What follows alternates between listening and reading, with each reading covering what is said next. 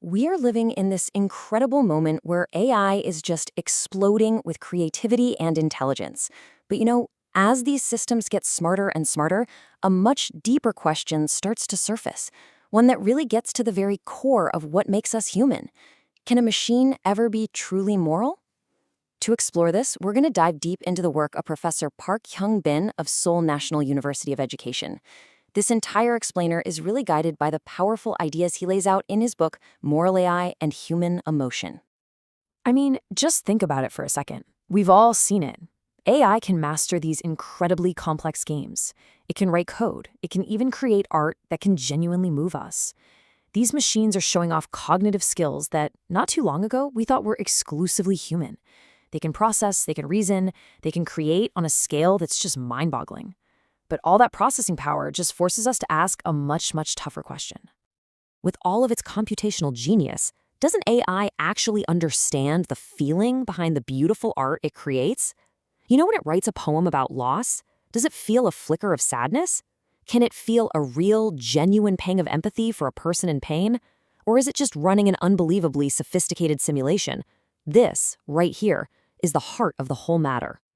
So to navigate this complex territory, we're going to lean heavily on the insights from Professor Park's book. He lays out this amazing roadmap that starts, well, not with the machine, but with us. He says we first have to understand the blueprint of human morality itself. Right, so before we can even ask if an AI can be moral, Professor Park says, hold on, let's first figure out where our own morality comes from. And believe me, for centuries, this has been one of the biggest debates in philosophy. In one corner, you've got thinkers like Immanuel Kant. He argued that true morality is all about cold, hard, rational logic. It's about following universal laws that you arrive at through pure reason. For Kant, our messy, complicated emotions, they just get in the way. But then, in the other corner, you have David Hume, who argued the exact opposite. He believed that morality is fundamentally about feeling. It's about sympathy, compassion, that gut reaction we get when we see someone else suffering. And Hume's idea is just perfectly summed up in this famous line. He's basically saying that reason doesn't drive our moral choices. It just comes in later to justify the choices our emotions have already made. Your feelings are the master, and reason is just the helpful servant, trying to figure out how to act on what we feel is right or wrong. So, who was right? Kant or Hume? Well, what's so fascinating, as Professor Park explains, is that modern neuroscience kind of says they both were in a way. Researchers like Joshua Green have shown we seem to have this dual process system in our brains. There's an automatic camera mode, that's our fast, emotional, gut-level intuition, very Humean. And then we have a slower, more deliberate, manual mode that we switch on for complex reasoning, which sounds a lot more Kantian. The key takeaway is that we need both systems to make moral judgments. So this brings us right back to AI. If emotion is so fundamental to how humans do morality, then the billion-dollar question is, can an AI ever truly feel anything at all? And this isn't just a thought experiment. It's being tackled by a whole field called effective computing. Companies are pouring tons of resources into this. This is where AI is trained to read our emotions by analyzing our faces, the tone of our voice, maybe even our heart rate. And then it can simulate what seems like an appropriate emotional response, like offering a comforting word if it thinks you're sad. But this amazing ability to simulate emotion runs smack into a really deep philosophical problem. It's centered on this concept called qualia. Qualia is the raw, subjective, personal feeling of an experience. An AI can process all the data about the wavelength of the color red, but can it experience the redness of a rose? It can analyze the sound waves of a sad piece of music, but can it actually feel melancholy? This is what some call the hard problem of consciousness.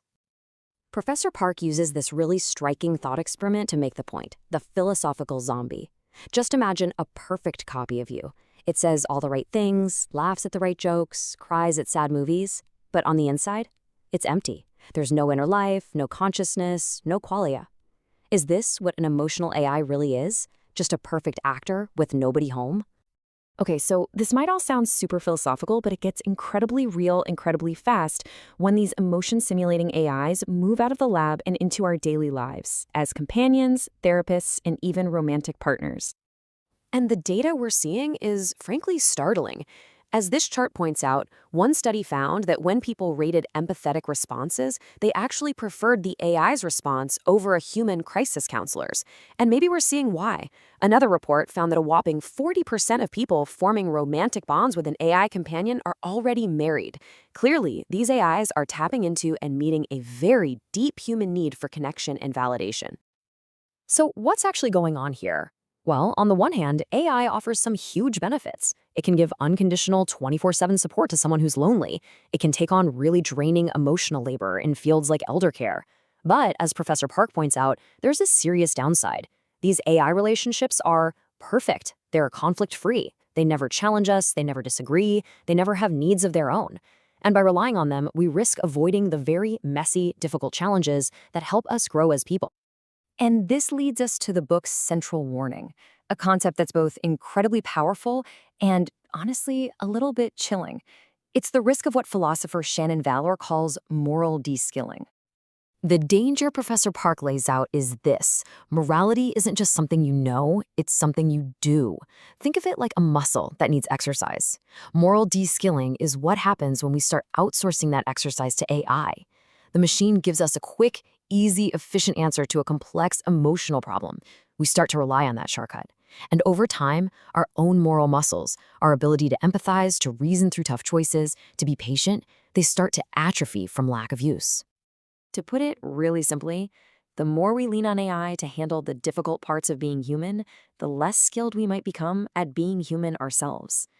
The actual practice of navigating messy relationships, of making hard judgments, of offering genuine empathy, that's what builds our moral character. And we might be on the verge of automating that practice right out of existence. And this brings us to the final, really profound question from Professor Park's work. As machines provide us with effortless, ethical answers and perfectly conflict-free companionship, what's left for us? How will we practice being human in a world where those virtues can be outsourced? That is the question we are all going to have to answer.